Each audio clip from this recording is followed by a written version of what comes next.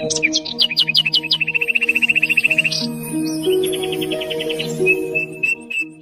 बूढ़ा आदमी जीवन के अंतिम पड़ाव पर था। तभी वह अपने बड़े बेटे मंगल को अपने पास बुलाया और बोला, बेटा, जब मैं नहीं रहूंगा क्या तुम 3 रातें मेरे समाधि के पास रह सकोगे? समाधि पर? पिताजी, वहाँ तो डर लगेगा। रात में आवाजें आती हैं, मैं नहीं रह पाऊंगा। डर तो सिर्फ उन्हीं को लगता है जो अपने भीतर विश्वास नहीं रखते। क्या इतना भी नहीं कर सकोगे मेरे लिए? पिताजी, मैं आपकी पूजा करूंगा, रोज दिया जलाऊंगा, लेकिन रात में वहाँ नहीं ठहर पाऊंगा। ठीक है बेटा, भगवान तुम्हें समझते। तभी पिता ने मझले बेटे माधव को बुलाया और कहा, बेटा, जब मैं चला जाऊं क्या तुम 3 रातें मेरे समाधि के पास रहोगे? पिताजी, अगर जरूरत हो तो पहली रात रह सकता हूँ, पर 3 रातें वो जगह डरावनी होती है। कभी कभी डर को पार करना ही सच्चे प्रेम की पहचान होता है। पिताजी, मैं दिन में आ सकता हूँ, लेकिन रात में वहाँ नहीं जा सकूंगा। ठीक है, मैंने तुम्हारा मन समझ लिया। अब उन्होंने सबसे छोटे बेटे अर्जुन को बुलाया। मेरे प्यारे, क्या तुम 3 रातें मेरे समाधि के पास बिता सकोगे? 3 ही क्यों पिताजी, 100 रातें भी अगर कहें तो रह लूंगा। तुझे डर नहीं लगेगा? वहाँ समाधि सुनसान होती है। जब आपका आशीर्वाद साथ है तो डर कैसा? आपकी याद मेरी रखवाली करेगी। तू सच्चा पुत्र है, तेरे जैसे बेटे पर हर पिता को गर्व होगा। तभी पिता मुस्कुराते हुए आंखें बंद कर लेते हैं और इस तरह बूढ़े पिता ने शांत मन से दुनिया को अलविदा कह दिया।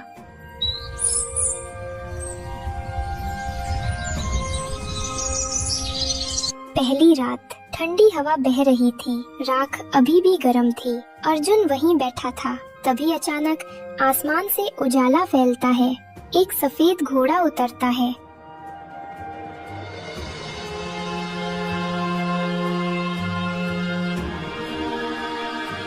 कौन हो तुम? समाधि पर कौन आता है रात में? डर मत बच्चा, मैं तुम्हारे पिता का वफादार घोड़ा हूँ, उन्हें प्रणाम करने आया हूँ। तुम पिता के साथी थे? वे तुम्हारी बहुत बात करते थे। हाँ, मैंने उन्हें कई लड़ाइयों में पहुँचाया। आज आखिरी बार उन्हें श्रद्धांजलि देने आया हूँ। ये लो मेरी अयाल के कुछ बाल, मुसीबत में जलाना, मैं तुरंत आ जाऊंगा। धन्यवाद वफादार साथी, पिता की तरह तुमने भी वचन निभाया। तभी घोड़ा धीरे धीरे आसमान में विलीन हो जाता है।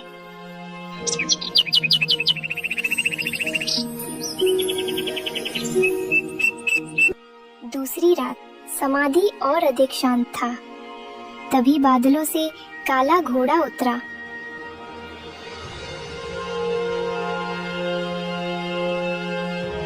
मैं भी तुम्हारे पिता का साथी था। उन्होंने मुझ पर बैठकर कई यात्राएं की। तो तुम भी उन्हें याद करने आए हो? हाँ, उनका नाम मेरे लिए सम्मान था। ये लो मेरी अयाल के बाल, जब संकट आए बुला लेना। तुम सब उनकी निष्ठा का प्रतीक हो। मैं इन बालों को संजो कर रखूंगा। तभी घोड़ा काले बादलों में गायब हो जाता है।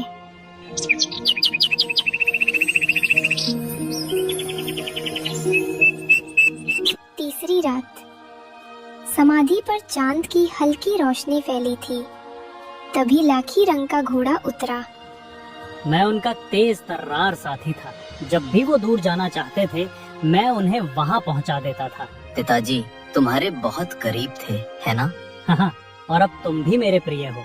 ये बाल रख लो, जब चाहो मुझे बुला लेना। तुम तीनों का आना मेरे लिए आशीर्वाद है। पिता की आत्मा निश्चित ही शांति में होगी।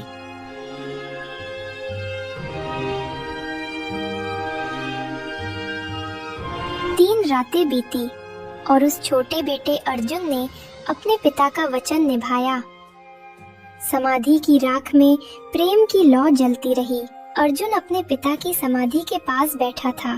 3 रातों से उसने अजनबी चमत्कार देखे थे, पर चौथी रात कोई नहीं आया। उसे एहसास हुआ पिता शायद उसे अकेले चलने की ताकत सिखा रहे थे। वो समाधि के पास झुका, मिट्टी को माथे से लगाया और भारी मन से घर लौट आया।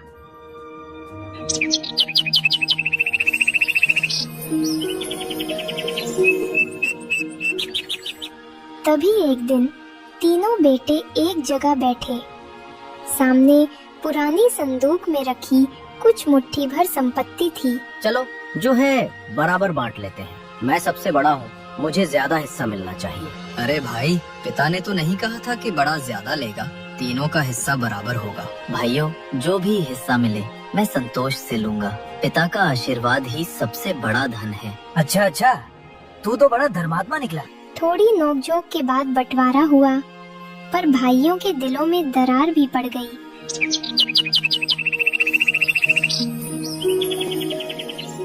दिन बीते, संपत्ति घटती गई। तीनों भाइयों को अंततः दूसरों के पशु चराने का काम करना पड़ा।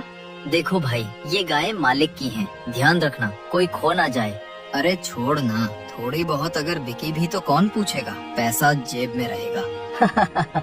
आज 2 बकरियां बेच देते हैं, मांस खा लेंगे, कल नहीं ले आएंगे। ये ठीक नहीं है, ये चोरी है। चल तू अपना उपदेश अपने पास रख। छोटे भाई अर्जुन की बात किसी ने न मानी। दोनों बड़े भाई अक्सर दूसरों के जानवर बेचकर शराब और मांस पर उड़ाते रहे। एक दिन मालिक के लोग चरागाह में आए। उन्होंने झुंड गिना, कुछ जानवर गायब थे। अरे ये क्या, 5 बकरियां कम है, कौन चुरा ले गया? ये 2 बड़े भाई हमेशा शराबी हालत में रहते हैं, निश्चित वही होंगे। हमने कुछ नहीं किया। हम पर इल्जाम मत लगाओ। भाइयों, सच बोल दो, झूठ बोलोगे तो अपमान ही मिलेगा। भीड़ उग्र हो गई। सच सामने आ गया। दोनों भाइयों ने ही जानवर बेचे थे। हमसे गलती हो गई, पर छोटा भाई अर्जुन तो निर्दोष है। वो चाहे निर्दोष हो, पर अब सबको एक साथ जाना होगा। अब तुम तीनों इस गांव में नहीं रह सकते। तुमने भरोसा तोड़ा है, निकलो यहाँ से। अगर यही न्याय है तो हम चले जाएंगे, पर याद रखिए मेरा मन अब भी इस मिट्टी से जुड़ा है। तीनों भाइयों ने अपने झोले बांधे। माँ का पुराना बर्तन, कुछ सूखी रोटियां और पिता की याद, बस यही साथ था। सूरज डूब रहा था जब वे तीनों नए गांव पहुँचे। यहाँ का आकाश साफ था, पर दिलों में बोझ भारी। चलो यहाँ किसी से काम मांगते हैं। और कहाँ जाएंगे? भगवान की कृपा से हमें फिर एक मौका मिलेगा, मेहनत करेंगे। शायद तू सही कहता है छोटे, चलो इस बार धोखा नहीं देंगे। इस तरह तीनों ने फिर से जीवन शुरू किया।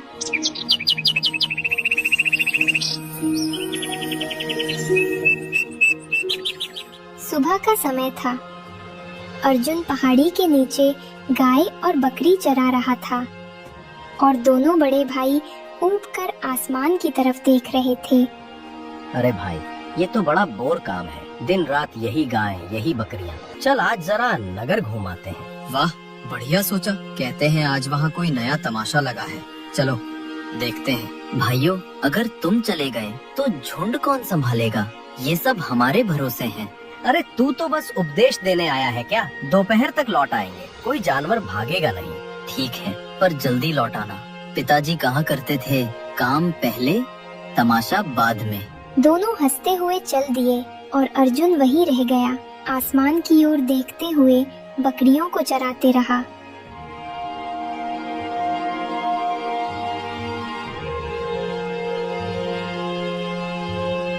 जब दोनों भाई नगर पहुँचे तो वहाँ रौनक ही रौनक थी। बाजे बज रहे थे, भीड़ उमड़ रही थी और नगर की सबसे बड़ी मेहराब के सहारे एक 40 सीढ़ियों वाली विशाल मंच लगाई गई थी। सुनो सुनो सुनो, महाराज का आदेश है, जो भी अपने घोड़े, गधे या ऊंट पर बैठकर इस मंच की सबसे ऊपरी सीढ़ी तक पहुंचेगा और राजकुमारी के हाथ से पानी पीकर अंगूठी लेकर लौट आएगा, वही उसका वर होगा। भीड़ में उत्साह था, पर डर भी। लोग कानाफूसी कर रहे थे। क्या कोई सच में इतनी ऊंचाई तक चढ़ सकता है? अरे भाई, कल 3 नौजवान गिरे थे, एक तो मर गया वहीं पर। अगर कोई चढ़ गया तो राजकुमारी हाथ में होगी, कौन छोड़ेगा ऐसा मौका? मंत्री, क्या तैयारियां पूरी हो गईं? राजकुमारी का तंबू सुरक्षित है ना? जी महाराज, सब कुछ आपकी आज्ञा से संपन्न है, परंतु महाराज ये मंच बहुत ऊंची है, अब तक कोई वहाँ तक पहुँच नहीं पाया। जो मेरी बेटी का वर बनेगा उसे तो सबसे कठिन परीक्षा देनी ही होगी। मैं चाहता हूँ वो बहादुर हो, बुद्धिमान हो और ऊपर तक पहुँच सके। महाराज, लोग डरने लगे हैं, कई घायल हैं। जो डर गया वो राजकुमारी का अधिकारी नहीं। ऐलान जारी रखो। शाम ढल रही थी। दोनों भाई थके हारे पर उत्साहित चेहरे लिए घर लौटे। अरे छोटे, आज तो हमने ऐसा तमाशा देखा जो जीवन भर याद रहेगा। क्या हुआ भाइयों, बताओ ना, वहाँ क्या देखा तुमने? महाराज ने नगर में मंच लगवाई है। 40 सीढ़ियाँ। जो अपने घोड़े पर बैठकर ऊपर जाकर राजकुमारी से पानी पीकर लौटाएगा, वही उसका पति बनेगा। वाह, क्या बात है! कोई सफल हुआ क्या? नहीं रे, कोई नहीं। कई तो गिरकर मर गए। बड़ा मजेदार नजारा था। तो कल मैं भी देखूंगा ये नजारा। तुम दोनों मवेशी संभालना, मैं नगर जाऊंगा।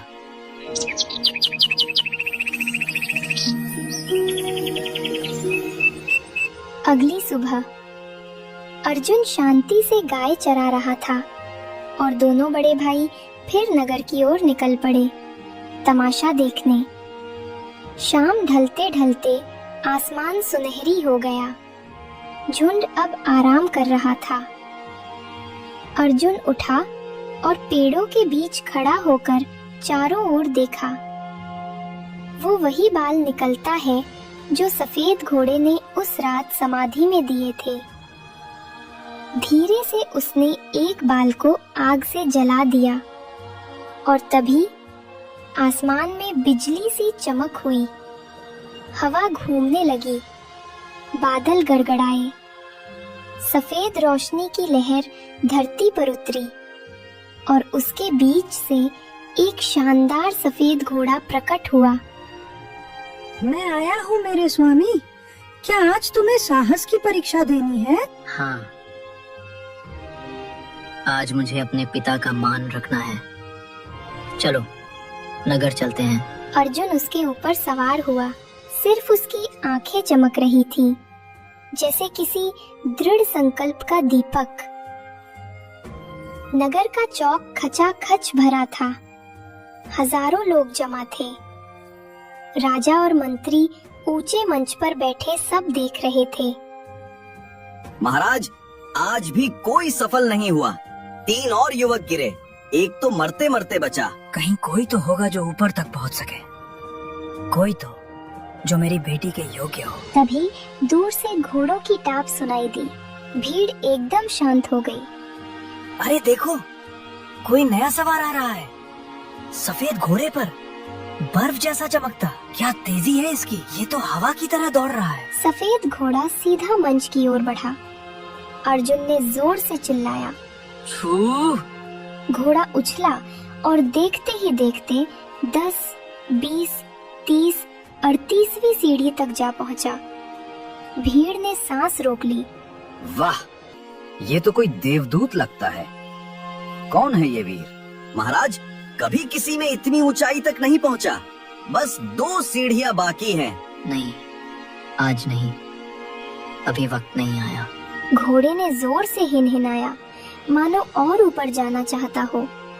पर तभी अर्जुन ने लगाम मोड़ दी और वह हवासी फुर्ती से नीचे उतर आया। अरे रुक जा वीर, बस 2 सीढ़ियां और थीं। अरे नौजवान, एक बार छू और कहो, राजकुमारी तुम्हारी होगी। कौन था वह? कहां से आया? पर तब तक सफेद घोड़ा भीड़ में धूल उड़ाता हुआ ओझल हो चुका था। सूरज ढल रहा था। धन्यवाद मेरे मित्र, आज के लिए बस इतना ही। जब अगली पुकार दोगे, मैं फिर तुम्हारे साथ रहूंगा। अर्जुन ने चेहरे से कपड़ा हटाया, फिर अपने झुंड के पास बैठ गया, जैसे कुछ हुआ ही न हो।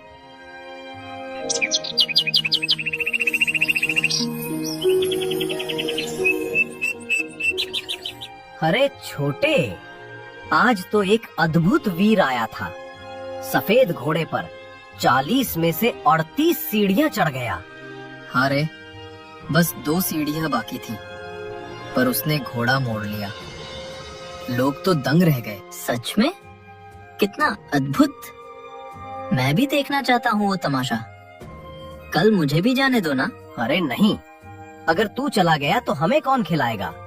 गाय चराना और खाना पकाना सब तेरा ही काम है। ठीक है भाइयों, जब वक्त आएगा मैं भी देख लूंगा।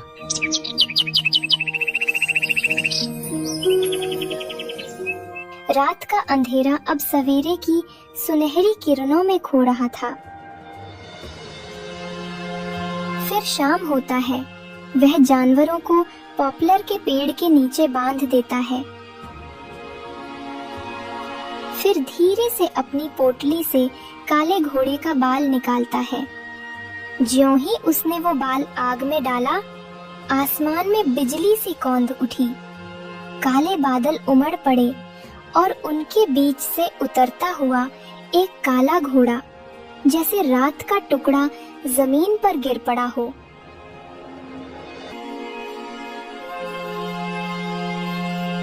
बोलो मेरे मालिक, किस मंजिल तक ले चलूं तुम्हें? सिर ऊपर तक नहीं, आज भी सिर्फ वहां तक जहां लोग ठहर जाएं। वह चेहरे पर कपड़ा बांधता है और धीरे से कहता है, चलो मेरे साथी, आज दुनिया को फिर थोड़ा चौंका दें। नगर का मैदान पहले से भी भरा हुआ था। लोग एक दूसरे को धक्का देकर जगह बना रहे थे।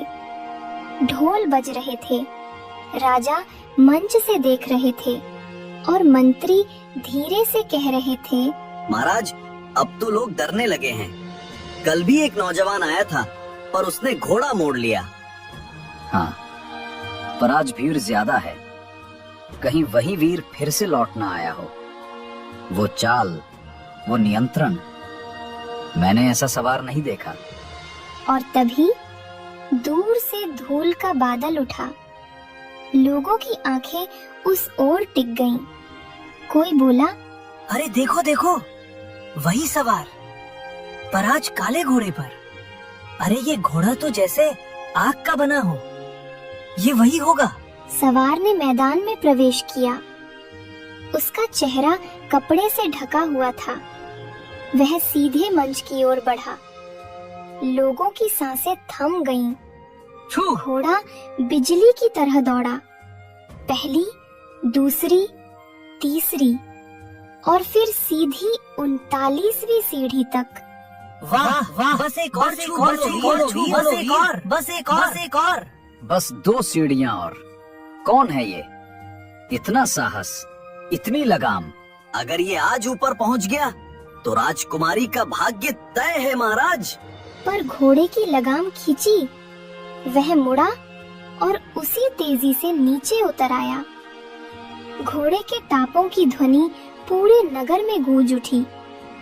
लोगों ने देखा, सवार ने कुछ नहीं कहा, बस हल्का सा सिर झुकाया और धूल में गायब हो गया।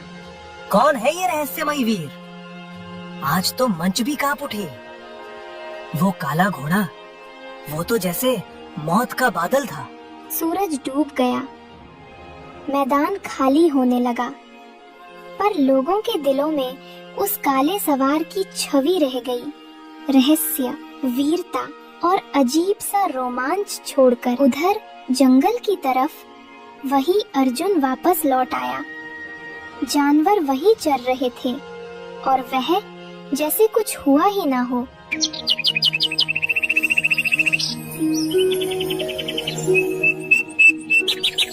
सूरज की पहली किरणें जैसे कह रही थीं, आज कुछ बड़ा होने वाला है।